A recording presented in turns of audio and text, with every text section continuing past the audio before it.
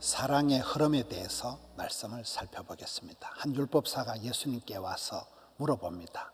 율법 중에 어느 계명이 가장 큰 계명입니까? 이 바리새인들은 무엇이 제일 크냐? 그런 데만 관심이 있어요. 큰 거는 삼키고 통째로, 쫓겨난 거는 또 개무시하고. 이 바리새인들이 율법사가 예수님께 물어보니까 예수님께서 하나님을 사랑하라, 이웃을 사랑하라, 이것이 율법과 선지자의 강령이다고 가르치는 게 오늘 본문의 내용입니다. 사람들은 큰 데만 관심 있고 1등만 기억하는 더러운 세상, 성자 독식의 법칙이라고 이긴 사람이 다 가져가는 게 세상의 원리입니다. 성경은 그렇지가 않아요. 달란트 비유에 마태복음 25장에 보면 적은 일에 충성한 사람이 많은 것을 맡게 된다. 하나님의 방법은 대박이 아니고 소박한 데 있는 거예요. 특별한 비법이 아니고 비범한 데 있는 게 아니고 평범한 가운데서 하나님께서는 한 사람 베드로, 한 생명, 한 사람에게 집중하셔서 하나님께서는 사역을 하시고, 사람은 군중 다수 여론에 관심을 가지지만 우리 하나님은 그렇지 않습니다. 규모의 경쟁을 하는 것이 아니라 관계에 대해서 얘기하는, 관계에 대해서 오늘 말씀에 마음을 다하여 힘을 다하여 목숨을 다하여 주 너희 하나님을 사랑하라, 이것이 첫째 계명이다. 이런 마음을 다하고 힘을 다한다는 게 뭘까요? 우리의 마음이 자꾸 콩밭에 가기 쉽고 마음이 정갈래 망갈래 갈라지기 때문에 야고보서 1장에 보면 세 가지 마음을 버리라, 의심을 하지 말라, 두 마음을 품지 말라, 욕심을 버리라. 사람을 여러분 믿지를 못하고 의심하는 게 이게 고약한 병이에요. 의심이 어처증, 이게 아주 제일 지랄 같은 병이에요. 사람을 믿어지지가 않고 자꾸 의심을 하는 게 이게 마음이 이게 신뢰가 안 되는 것이 이게 큰 병입니다. 의심하지 말라, 두 마음을 품지 마라. 한 마음으로 일심으로 일편단심으로 그렇게 우리가 살아가도 될까 말까 한데 마음이 따갈라지고 마음이 천갈래 만갈래 분열이 되고 이런 마음이 콩밭에 가가지고 두 마리 토끼를 잡으려고 해서는 아무것도 안 되는 것입니다. 그래서 물어 지킬 만한 것보다 마음을 지키라. 욕심이 잉태한 적 죄를 낳고 두 마음을 품으면 그 마음이 따갈라져서는 일이 안 되는 것이기 때문에 의심을, 두심을, 욕심을 버리라. 물어 지킬 만한 것보다 마음을 지키라. 이러면 성경에 보면 사도 바울의 후계자가 디모데가 되는데, 디모데가 무슨 스펙이 그런 댐댐이가 바울의 후계자가 될 감이 안 됩니다. 그런데 왜 디모데가 바울의 후계자가 되었을까요? 신체 조건으로나 집안 조건으로나 여러 가지 인간적인 경력 사항으로는 사도 바울의 후계자가 될 수가 없지만은 그 디모데후서 1장에 보면 디모데가 깨끗한 양심이 있었다, 거짓이 없는 믿음이 있었기 때문에, 여러분 사심이 없는 사람, 마음이 순수한 사람을 하나님이 쓰시기 때문에 여기에 두 마음, 의심, 욕심은 버려야 되고 마음을 다해서 100% 올인해서 마음을 집중해서 주 너희 하나님을 사랑하라. 이게 오늘 본문의 내용입니다. 하나님은 사랑이시기 때문에 여러분, 하나님 본심은 저주가 아니고 심판이 아니고 구원이고 사랑이기 때문에 우리가 사랑의 눈으로, 사랑의 관점으로 주님을 뵐 수가 있는 것입니다. 마음을 다하여 힘을 다하여 목숨을 다하여 뜻을 다하여 주 너희 하나님을 사랑하라. 여러분, 건강한 교회는 같은 말을 하고 같은 마음을 품고 같은 뜻으로 같이 나가야 돼. 이게 건강한 가정, 건강한 교회의 특징이지. 쌍나팔이 되고 마누라 하는 말이 다르고 영감이 하는 말이 다르고 그런 집안이 콩가루 집안이 되고 마는 것입니다. 우리의 삶을 마음을 다 쏟아서 사랑하며 살아가야 되는데 하나님은 사랑이십니다. 우리 하나님을 얘기할 때 하나님은 질투하시는 하나님입니다. 사랑이라는 것이 원래가 독점적이에요. 사랑이라는 것이 독선적인 거예요. 두 사람을 사랑하는 건 없어요. 사랑은 외통수로 나가는 거예요. 한 사람과 결혼하고 한 사람과 사랑하는 거예요. 이 사람도 좋아하고 저 사람도 좋아하는 거, 그건 좋아하는 게 아니고 바람 피우는 게 되는 것입니다. 사랑은 그 자체가 외통수로, 독점적으로 해서 하나님을 질투하시는 하나님이다. 그 여자들이나 하는 질투를 왜 하나님에게 갖다 댈까요? 하나님은 유일하신 하나님, 한 분 하나님이시기 때문에 하나님만 사랑해야 되기 때문에 하나님을 질투하시는 하나님이다. 이렇게 얘기하는 것입니다. 여러분, 사람은 자기중심적이다, 이기적이다. 이건 본능이에요. 누구든지 자기중심적인, 이기적인 게 본능적인 모습입니다. 그런데 네 자신과 같이 이웃을 사랑하라. 이것은 사랑의, 신앙의 첫 단추예요. 시작이 절반이에요. 연결고리예요.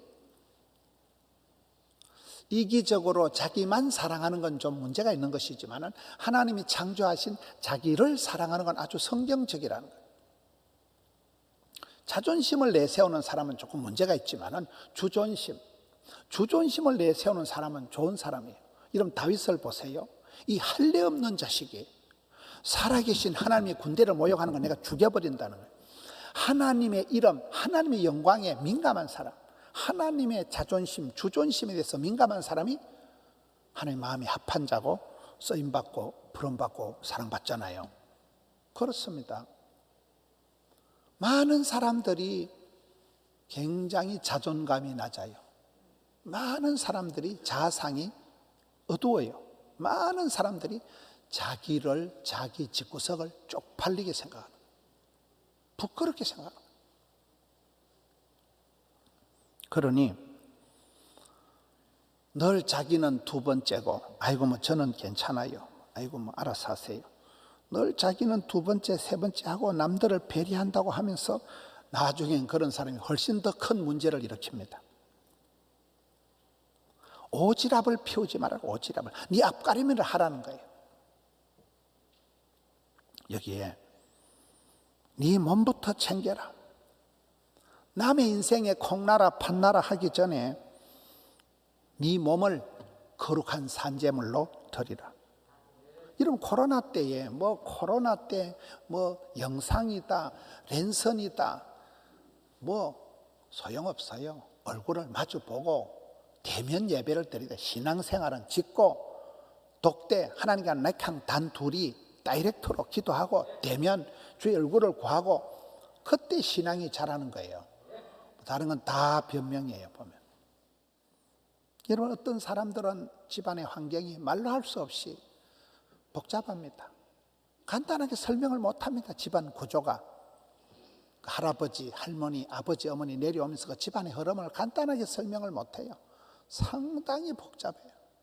체질이 아토피가 떨어지질 않고 이상한 병이 있는데 이게 무슨 신경성인지 뭔지 병이 알지도 못하겠고 낫지도 않아갖고 죽을 병도 아닌 것 같고, 많은 사람들이 그런 고약한 체질의 집안 형편에 고통을 당하고 있습니다. 그렇다고 가정을 떠날 수가 있어요. 그렇다고 쉽게 이혼을 할 수가 있어요. 빼도 박도 못하는 그런 삶에서 살아갈 때 그런 네 가정을, 그런 집안을 인정하고 감사하고 축복하고 사랑하라는 거예요. 이런 세월이 지나다 보면 병든 자식이 효도한다, 못생긴 나무가 산을 지킨다, 굽은 가지가 선산을 지킨다, 미친놈이 곰 잡는다는 그런 말이 진리도만 보니까요. 내가 기대하고 내가 좋아했던 사람은 내 등에 칼을 꼽으려고 덤비고, 내가 아이고 저런 인간이 우리 집안에 있어가지고, 그런 사람이 내 편이고 나를 위해서 기도하고 내 영혼을 위해서 울어주는 사람은 오히려 그 인간이에요. 그래서 심지어 나를 아프게 하는 원수 덩어리를 위해서 축복하고 기도하라는, 자기보다 남을 나게 여기라는 거예요. 여러분, 어떤 사람은 집안 사람 다 무시하고 지만 잘난 체 하지만 세월이 지나고 병들고 어려운 일 당해보면 집안에 내보다 무식한 사람 아무도 없더만, 다 잘났더만, 내가 제일 못났고 내가 제일 웃기는 존재가 되고 마는 것입니다. 우린 자기를 함부로 대하면 안 됩니다. 나를 그리스도의 신부로 꽃단장을 해야 됩니다.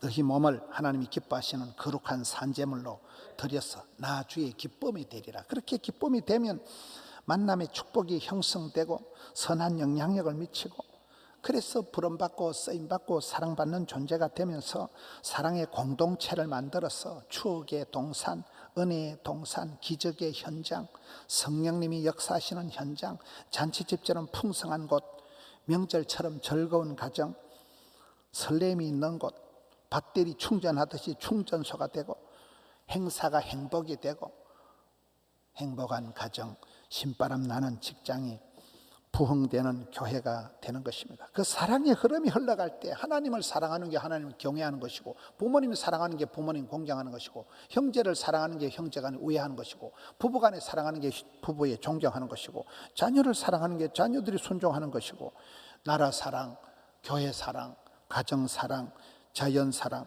자기 사랑이 흘러가는 것입니다. 여러분 자신을 잘 챙기고 가꾸어야 됩니다. 우리 교회에, 서울의 사랑의 교회 오정연 목사님 아버지가 바로 교회 앞에 아파트 사십니다. 전에 원로 목사님 대접하는데 목사님이 늦게 오셔가지고, 목사님 왜 늦게 오셔요? 그러니까 성전 관리한다고 늦게 오셨다고. 그래서 내가 아이고 90대신 원로 목사님이 뭐 교회 사찰 집사도 아니고 뭔 성전을 관리합니까? 그러니까 내 몸이 성전 아이가, 내 몸 관리한다고 늦게 왔다. 남들은 다 차 타고 오는데 그분 혼자 걸어서 오신 거예요. 그리고 그분이 90이 되셔도 정정하십니다. 내 몸을 하나님이 성전으로 알고 내 몸을 그렇게 아침 저녁으로 신경을 써서 관리를 하니까 건강하니까, 여러분 내 몸 때문에 가족들에게 민폐를 끼치지 말라는 거예요. 오지랖을 피우지 말라는 거예요. 오히려 악가름을 하라는 거예요. 네 몸을 챙기고 가꾸고. 깡패 같은 내 애인을, 그런 영화가 있더만 보니까, 깡패 같은 내 애인을, 고주망태 같은 우리 아버지를, 너무 집에 파출반한 우리 엄마를, 세월이 지나가 보면 우리 엄마 같은 존재가 없는, 가장 나를 사랑하고 나를 위해서 눈물로 기도해 주는 그 가족을, 내 이웃을, 하나님 내게 붙여주신 사람을 사랑할 수밖에 없습니다. 가정을 지키고 가정을 세우세요. 가정예배문, 설날 가정예배문 가서 따박따박 읽기만 해요. 다 적어놨어요. 예배를 한번 드려보세요. 앉아라 이놈들아, 예배를 한번 드려보자. 폼이라도 한번 해보자. 한 번도 예배 안 드린 가정이 태반이거든. 가정예배를 억지로라도 한번 드려보고. 지난주에 금요일날 야곱의 식탁, 그 주준태 목사님이 총회장을 하신 분이 가로늦게 발견한 게, 가정에서 이 축복권을 행사해야 되는구나. 아들, 딸, 손자들 앉혀놓고 할머니가 기도하는 거예요. 하나님, 우리 애기 에브라임과 머나세 같게 하옵시고, 우리 애기 레아 같게 하옵시고, 할머니가 축복하고 엄마가 축복하고 아빠가 손을 들고 축복 기도를 하고 야곱의 식탁을 만들어하는 거예요. 축복 기도를 집에서 직접 하라는, 그때 내리사랑 올리효도가 만들어지는 거예요. 식탁 문화가 유태인들처럼 가정에서부터 최고의 교육이, 천재 교육이 만들어지는 것입니다. 부부가 함께 손에 손을 잡고 운동을 하세요. 영감 주고만 뭐 가부 되는 기죠. 운동을 같이 하세요. 산보라도 하고. 신앙생활은 외톨이가 없습니다. 누군가가 나를 위해서 기도해주고 중보해주고, 구역에서 모여서, 여전도에서 모여서 함께, 그때 뭐가 이루어지는 거예요. 교회 청소를 할 때 같이 모여서 국수 삶아 먹고, 그때 정이 나는 거예요. 저는 33년 전에 필리핀에 선교 갔을 때 주일날 예배를 드리러 가는데, 오두막 교회 같은 데 가서 예배를 드리는데, 그때 우리 김시영 선교사님 오늘 2부 예배에 오셨더라고요. 김시영 선교사님과 같이 33년 전에 예배를 드리는데, 뭐 반주자도 없고 피아노도 없고 이런데, 기도를 하는데 누가 기타를 치면서 노래를 하더라고요. 사랑하며 섬기겠어요 생명 주신 예수님. 물론 영어로 하는 거예요. I will serve you because I love you. 근데 너무 찬성이 은혜가 돼가지고 눈을 뜨고 보니까 누나가 이렇게 노래를 부르고 남동생이 기타를 치면서 하는데 너무 은혜가 되는 거예요. 어떤 오케스트라보다도 기타 하나 치면서 그 필리핀의 선교지에 오두막 교회에서 예배를 드리는데 그 주제가 사랑하며 섬기겠다는 거예요. 미워하지 말고 싸움박질하지 말고 사랑하며 섬기겠어요. 상한 심령을 갈보리에서 나를 생명 주신 그 예수님 때문에 나도 사랑하며 섬기겠다는 그런 노래입니다. 장기려 박사님이 복음병원을 세운 장기려 박사님의 글 중에 보면 사랑의 동기가 아니건 어떤 짓도 하지 마라. 사랑할 때만 하라는 거예요. 사랑의 동기가 아니건 아무것도 하지 마라. 또 결론도 그렇습니다. 사랑이 아니건 소용이 없다는 거예요. 여러분 고린도전서 12장 마지막 절에 보면 더욱 큰 은사를 사모해라. 제일로 좋은 길을 가르쳐 주겠다. 그게 바로 사랑입니다. 네가 방언을 하고 천사의 말을 나발거릴지라도 사랑이 없으면 뻥이다. 산을 옮길 만한 믿음이 있어도 사랑이 없으면 아무것도 아니다. 네 몸을 불사르게 내어줄지라도 사랑이 아니면 아무것도 아니라는 거예요. 여러분 사랑이 뭡니까? 사랑은 하는 것이 중요한 게 아니고 받는 게 문제예요. 고기도 먹어본 사람도 사랑을 잘 받은 사람이 사랑을 할 수 있는 거예요. 주의 사랑의 조명을 비춤을 받은 사람을 우리가 반사할 수 있다는 거예요. 주의 사랑이 뭡니까? 저는 요즘 새벽기도 할 때 요즘 우리가 창세기 아브라함, 이삭, 야곱, 요셉을 쭉 이어가잖아요. 근데 요셉에 대한 말씀을 봤습니다. 요셉은 진짜 청춘을 몰빵을 했구나. 여러분 요셉의 팔자가 한 개도 즐거운 일이 없었어요. 어릴 때 엄마가 죽어버렸어요. 17살에 인신매매를 당하고 믿었던 형님들한테 인신매매를 당하고 10년 동안 충성을 다했던 주인한테 배신을 당하고 감옥에서 친구라고 사귀었는데 그놈이 나가서 까맣게 잊어버리고. 여러분 요셉이라는 사람이 트라우마를 얘기할 것 같으면 마음의 상처를 얘기할 것 같으면 우선 상담을 해서 해결이 되겠어요? 약을 먹으면 해결이 되겠어요? 여러분 요셉이가 자살을 했다 한들 요셉이가 정신병이 걸렸다 한들 충분히 이해가 되는 거예요. 요셉의 팔자는 너무나 참혹한 처절한 말로 할 수 없는 그런 집구석이 요셉의 집구석인데 성경은 기록하기를 하나님께서 함께 하심으로 범사에 형통케 되었다. 요셉은 용모가 빼어나고 아름다웠다. 말이 안 되는 말씀, 말이 안 되는. 얼굴에 눈에 핏발이 서고 모가지 핏대가 서고 걸리기만 하면 죽여버린다. 보디발의 이 망할년 형님들, 너희들이 형님들이라고 할 수 있나? 이런 또라이 같은 새끼들. 이런 내가 요셉이라 하면 앙심을 품고 이를 갈다가 총리 되기 전에 정신병 걸려 죽어보든지 심장이 터져 죽어보든지 않았겠어요? 근데 요셉이는 이 내 더러운 팔자를 이 골치 아픈 집구석에 대해서 하나님 뭐 나한테 감정 있나? 왜 나한테 이런 복잡한 집구석을 붙여가지고 저런 것들을 형님이라고 하나님을 원망을 안 했다니까요. 성질 급하게 내가 막 확 죽어보자네 막 이렇게 안 했다니까요.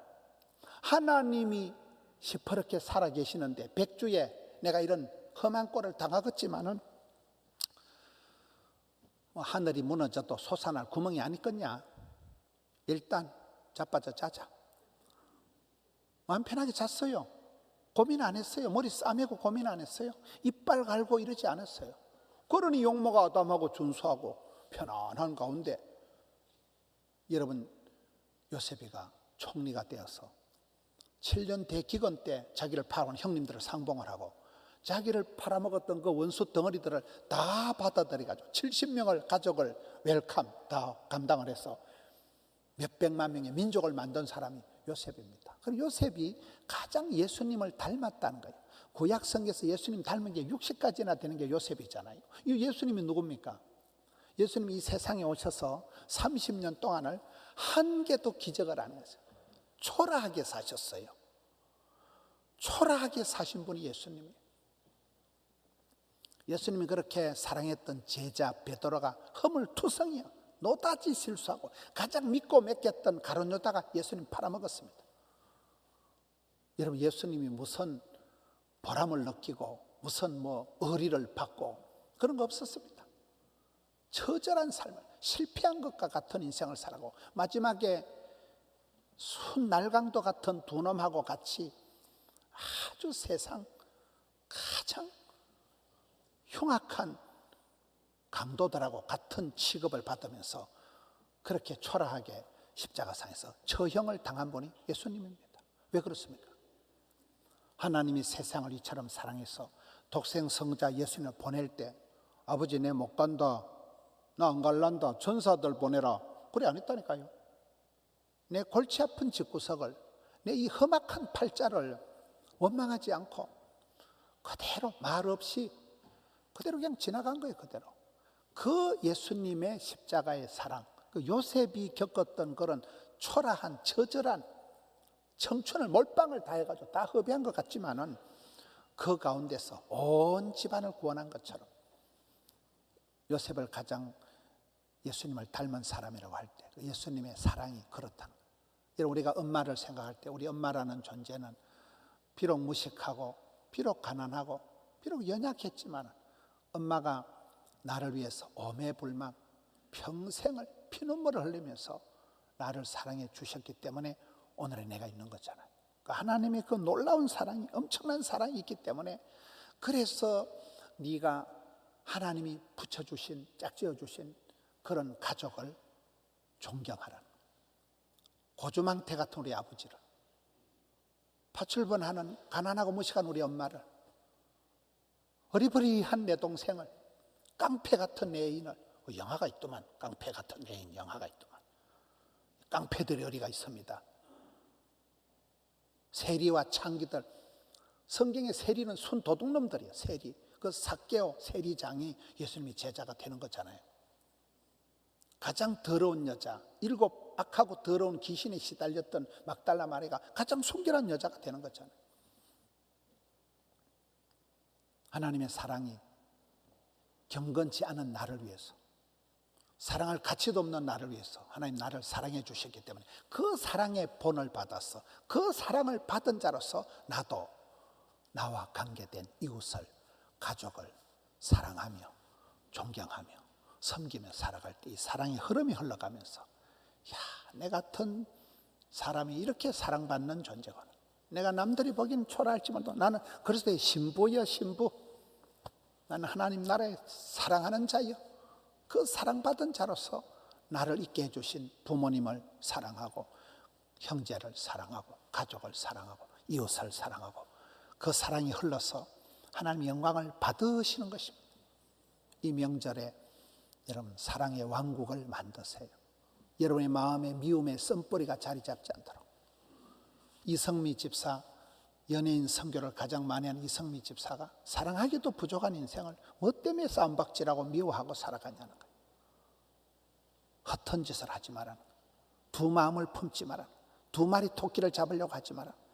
한 마음 일편단심을 가지고 하나님을 사랑하고 이웃을 사랑하고 여러분 자신을 축복하는 그런 가운데 사랑의 행복한 가정, 사랑의 가정, 사랑의 교회를 이루는 우리 성도님들 되시기를 축원합니다.